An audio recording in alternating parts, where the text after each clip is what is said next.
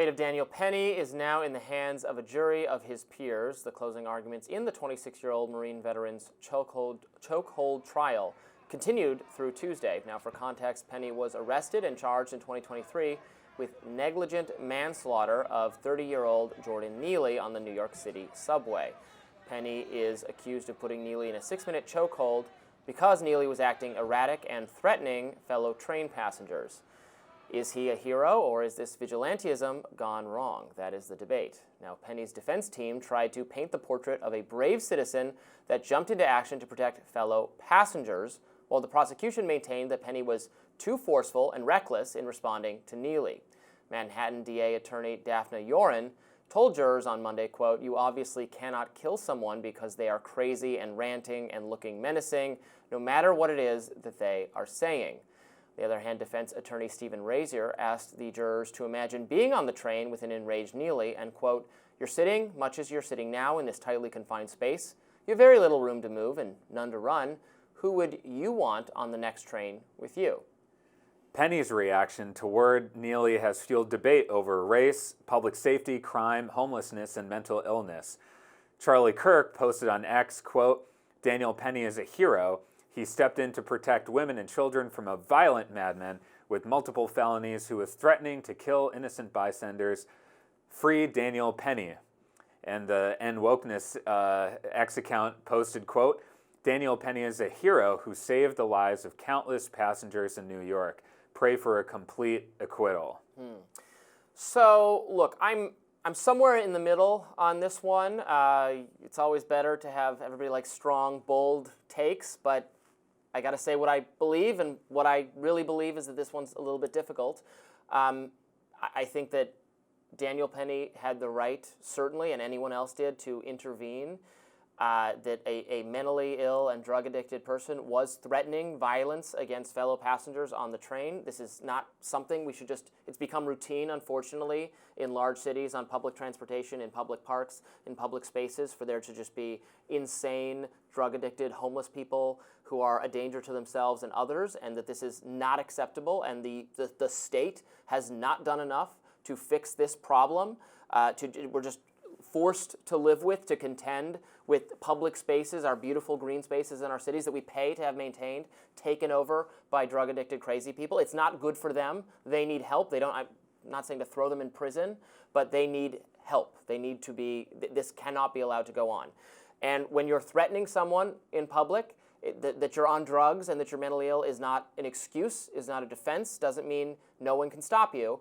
So his decision to intervene is, I think, perfectly fine, and we want, not just the police, but they can't be on every train in the subway. We want people to intervene.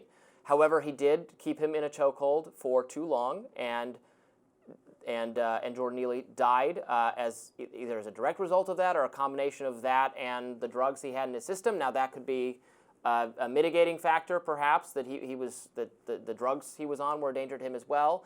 But people did warn Daniel Penny that this was going too far and the man's life was at risk. So just because you have a right to intervene, you have to intervene proportionally. You can't just, it's true, you can't just kill someone for being crazy and for threatening other people. You can't just kill them.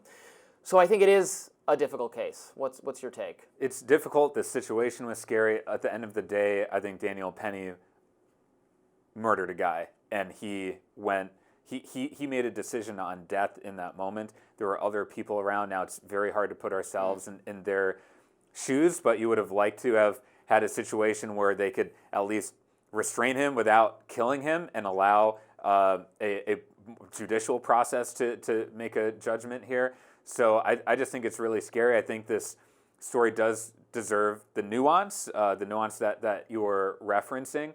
We had a similar case like this in my home state of Wisconsin around Kyle Rittenhouse, where he also, in self-defense, ended up shooting a guy. And at the end of the day, what really happened with that story, as we're seeing with this story, is partisans on both sides are weaponizing this to further their own brands and their own narratives. And I just think that is so unhelpful here. It's extremely toxic. I think that this is a very sad and scary case. It obviously should not have resulted in death, in my opinion at least.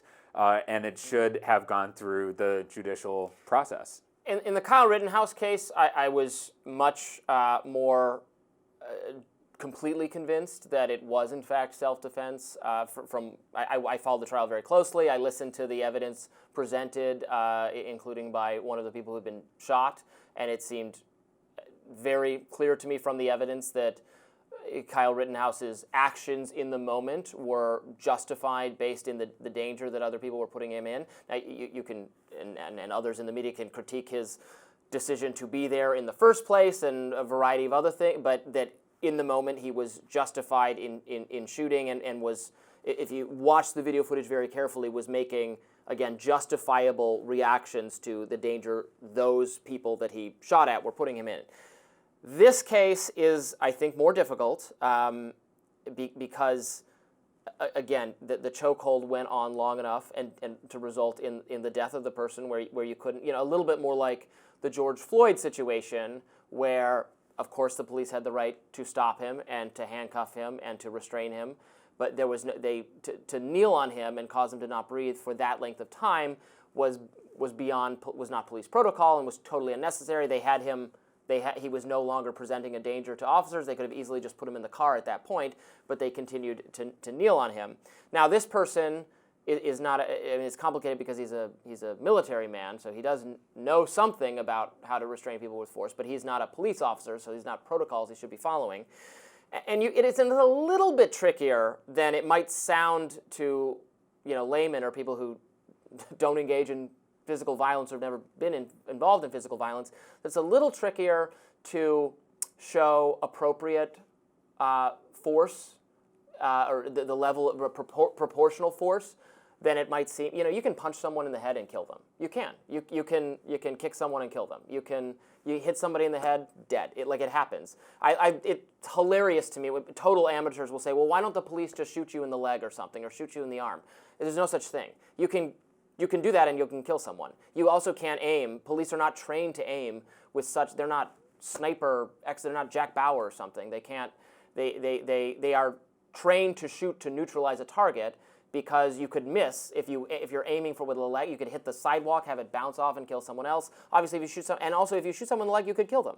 So it is difficult to respond proportionally, more so than people think. Well, Daniel Penny, I think, being a former Marine, should have thought about proportionality, and he knows what chokeholds can do. That can actually kill someone. So I think that But my point is, any kind of physical response can, in fact, kill you or cause serious harm to you. I guess that's true, and yes, of course, you need space in American society to defend yourself if you think your life... Defend others. Yeah, or defend others if you think their life is threatened, but not go... Again, we're observing the news here. Yeah.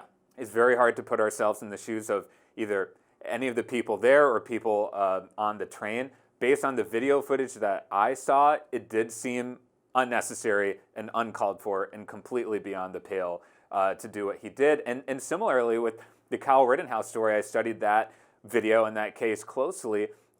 First of all, he should not have been out there probably in the first place. It was a very dangerous situation. Well, that's fine, but that's not a crime.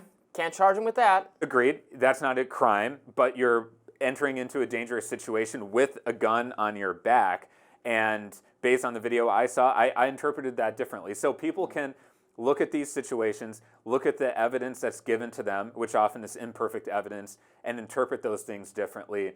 I think that we're roughly both calling for nuance here in the Daniel Penny story. Well, if Daniel Penny is convicted this week, the week that Hunter Biden is pardoned for his crimes, this would be maybe the low point in Democrats' electoral futures. It will not be a forgiving news cycle, I will say that. One thing I can say for sure is unlike the right-wing commentators you're seeing out there, I think it's wrong to be hailing Daniel Penny as some kind of hero. Yeah, I mean, I agree with that, and I said the same thing on Kyle Rittenhouse. You don't need to. Sometimes people on the right feel like they need to. If someone is being treated unfairly by the media or by the deep state, I'm using deep state facetious, but the administrative system that they're against, it can be true that the person is being treated wrong, but also their actions should not be like praised or held up as great. And sometimes people on the right will automatically celebrate a figure. Although this happens on the left Democratic side too. Again, George Floyd is like has gained sainthood for, you know, this was a person charged of like criminal behavior, is not deserving of sainthood. Now was killed unjustly, to be clear, by the police, and I absolutely supported the charges brought against the police in that case. But that doesn't mean the person themselves needs to be celebrated. So left, Dem, mainstream people do that a lot too, but I agree with you that this is a case of the right doing that. I wouldn't use the word that I wouldn't say that he's an American hero, but I have serious reservations about convicting him for intervening here, but it's the jury's decision, and we'll see what they decide. Coming up next, what's Dinesh D'Souza up to? We're going to talk about that on Rising. Please stay tuned.